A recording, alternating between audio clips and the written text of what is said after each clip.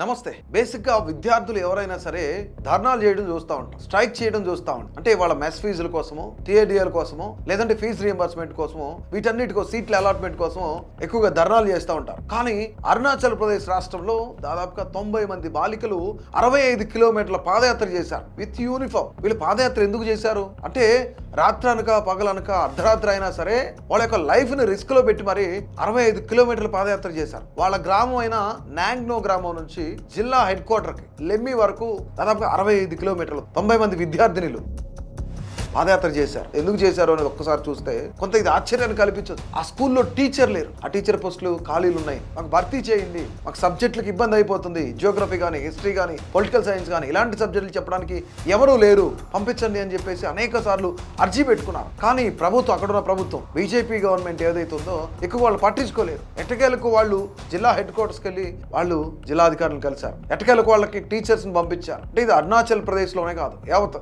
అన్ని రాష్ట్రాల్లో కూడా ఇదే జరుగుతా ఉంది. టీచర్లు ఉండరు, సరైన మౌలిక సదుపాయాలు ఉండవు. అంటే ఇప్పుడు ఎగ్జాంపుల్ గా మనం అక్కడ దాదాపు 386 స్కూల్స్ ని జీరో రెన్యువల్ అంటే ఎన్రోల్మెంట్ అయిందని చెప్పేసి పిల్లలు ఎవరూ జాయిన్ అవ్వలేదు అని చెప్పేసి 386 స్కూల్స్ ని క్లోజ్ చేశారు అక్కడ ఉన్న అరుణాచల్ ప్రదేశ్ గవర్నమెంట్. ఇది ఈ రాష్ట్రంలోనే కాదు, అరుణాచల్ ప్రదేశ్ లోనే కాదు, దేశవ్యాప్తంగా అన్ని రాష్ట్రాల్లో జరుగుతున్న ప్రక్రియ ఇది. అంటే పిల్లలు లేరని చెప్పేసి స్కూల్స్ ని మూసేస్తున్నారు, కానీ ఉన్న స్కూల్స్ లో ఉపాధ్యాయులను ఎందుకు పంపించలేదు? స్కూల్ ని మూసేసే అంత శ్రద్ధ టీచర్స్ ని పంపించడంలో ప్రభుత్వాలకు ఎందుకు ఉండట్లేదు? పిల్లలు ఎంత ధైర్యం చేశారు అంటే దాదాపుగా వాళ్ళకి టీచర్స్ కావాలని చెప్పేసి వాళ్ళు పోరాడారు.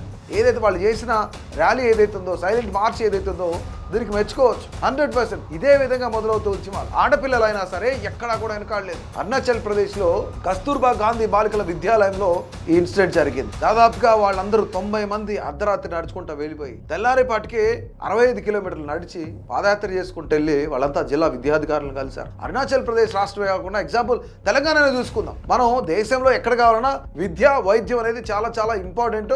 ముఖ్యం కూడా అసలు ప్రభుత్వం అందించాల్సిన ముఖ్యమైన పథకాలు ఈ రెండే. ఒకటి విద్య, 2 వైద్యం. ఈ రెండిట్లో ప్రభుత్వాలు విఫలమైతే ఎందుకు తిరుగుబాటు జరగదు? విద్యార్థులు ఎందుకు తిరగబడరు? అల్లర్లు ఎందుకు చెలరేగు? కానీ ఇక్కడ తెలంగాణలో అయితే ఈవెన్ విద్యాశాఖ మంత్రి కూడా లేవు. అంటే ఎన్ని స్కూల్స్, ఎన్ని కాలేజీలు, ఎంతమంది విద్యార్థులు ఇబ్బంది పడతా ఉన్నారు. సరైన విద్యా విధానం లేక, సరైన మౌలిక సదుపాయాలు లేక, కనీసం ఆడపిల్లలు వెళ్ళడానికి వాష్రూమ్స్ కూడా లేని స్కూల్స్ ఇప్పటికీ 2 తెలుగు రాష్ట్రాల్లోనే కాదు దేశవ్యాప్తంగా అనేకమైన చోట్ల అనేకమైన ఇబ్బందులు పడుతున్నారు విద్యార్థులు ఇదే విధంగా. కానీ ఒక స్కూల్లో పిల్లలు తక్కువ ఉన్నారనో, లేదంటే ఎన్రోల్మెంట్ లేదని చెప్పేసో మనం వందల వేల స్కూల్స్ను మూసేస్తున్నాం. కానీ స్కూల్స్ను మూసేసినంత శ్రద్ధ చదువు చెప్పించడంలోనో, మౌలిక సదుపాయాలు కల్పించడంలోనో, అక్కడ స్టాఫ్ని అసైన్ చేయడంలోనో, వాళ్ళకి కావాల్సిన గ్రౌండ్స్ కానీ, స్కూల్ బిల్డింగ్ కానీ, లేదా ఫీజు రీంబర్స్మెంట్కి సంబంధించి కానీ, టీఏడీ బిల్స్ కానీ, మెస్ ఛార్జెస్ కానీ ఇవ్వడంలో ప్రభుత్వాలు ఈరోజు విఫలమవుతున్నాయి. కేవలం స్కూల్స్ని మూసేయడంలో ఉన్న శ్రద్ధ వీటన్నిటిలో విద్యా విధానాన్ని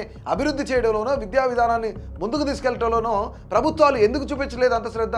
అంటే ఇక్కడున్న రాజకీయ నాయకుల పిల్లలు కానీ, బిజినెస్ మ్యాన్ల పిల్లలు కానీ, లేదంటే వాళ్ళకి సంబంధించిన వ్యక్తులకు సంబంధించిన పిల్లలు కానీ వీళ్ళంతా ప్రైవేట్ స్కూల్స్లో మౌలిక సదుపాయాలు అన్నీ బాగుండేలాగా లక్షల ఫీజులు కట్టో, 2 లక్షల ఫీజులు కట్టో చదివించుకుంటారు. కానీ ఈరోజు మీకు ఓటేసిన సామాన్య ప్రజలకు సంబంధించిన పిల్లలు మొత్తం ఈరోజు చదువుకునే పరిస్థితి లేదు. స్కూల్స్లో తాగడానికి వాటర్ లేవు, మౌలిక వసతులు లేవు, ఆడపిల్లలు వెళ్ళడానికి కనీసం వాష్రూమ్స్ లేవు, సరైన బిల్డింగ్ సదుపాయాలు లేవు, ఈవెన్ బెంచెస్ లేవు, కరెంట్ లేదు, సరైన గ్రౌండ్స్ లేవు, ఇన్ఫ్రాస్ట్రక్చర్ లేదు, మౌలిక సదుపాయాలు లేని స్కూల్స్ చాలా ఉన్నాయి. అసలు ఆ ప్రాంతంలో చదువుకుంటే ఎక్కువ. ఇక్కడ ఈ పిల్లల యొక్క పూర్తిని మనం ఒకసారి గమనిస్తే వాళ్ళంతా చదువుకోవాలనుకుంటున్నారు, వాళ్ళ చదువుని ముందుకు సాగించాలనుకున్నారు. అందుకే ఆడపిల్లలైనా సరే దాదాపుగా 90 మంది అర్ధరాత్రి అయినా అపరాత్రి అయినా పట్టించుకోకుండా 65 కిలోమీటర్లు వాళ్ళు పాదయాత్ర చేశారు. వెళ్ళి జిల్లా విద్యాధికారిని కలిశారు, వాళ్ళ ప్రాబ్లం వాళ్ళు సాల్వ్ చేసుకున్నారు. కానీ ఇదే ఇనిషియేషన్ ప్రభుత్వాలు ఎందుకు తీసుకోవట్లేదు? విద్యాశాఖ అధికారులు ఎందుకు తీసుకోవట్లేదు? విద్యాశాఖ మంత్రి ఎందుకు తీసుకోవట్లేదు?